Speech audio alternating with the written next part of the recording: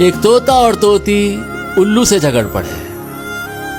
ایک طوطا اور طوطی کا گزر ایک ویرانے سے ہوا۔ ویرانی دیکھ کر طوطی نے طوطے سے پوچھا، یہ کس قدر ویران گاؤں ہے؟ تو طوطا بولا، لگتا ہے یہاں سے کسی الو کا گزر ہوا ہے۔ ٹھیک اسی لمحے ایک الو بھی وہاں سے گزر رہا تھا، تو اس نے طوطے کی بات سن لی اور وہاں رک کر ان سے مخاطب ہو کر بولا، تم لوگ اس گاؤں میں مسافر لگتے ہو، آج رات تم لوگ میرے مہمان بن جاؤ، میرے ساتھ کھانا کھاؤ۔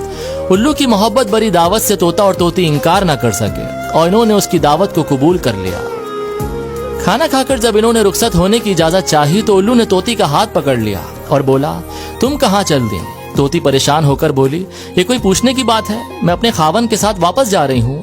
تو الو ہنسا اور بولا، یہ تم کیا کر رہی ہو؟ تم تو میری بیوی ہو۔ اس پر طوطا اور طوطی الو پر جھپٹ پڑے اور گرما گرمی شروع ہو گئی۔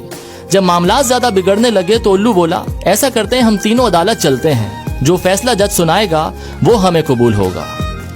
الو کی بات سن کر طوطا اور طوطی مان گئے اور تینوں عدالت جا پہنچے۔ جج نے دلائل کی روشنی میں الو کے حق میں فیصلہ دے کر عدالت کو برخاست کر دیا۔ طوطا اس بے انصافی پہ روتا ہوا چل دیا تو الو نے آواز دی، بھائی اکیلے کہاں جاتے ہو؟ اپنی بیوی کو تو ساتھ لیتے جاؤ۔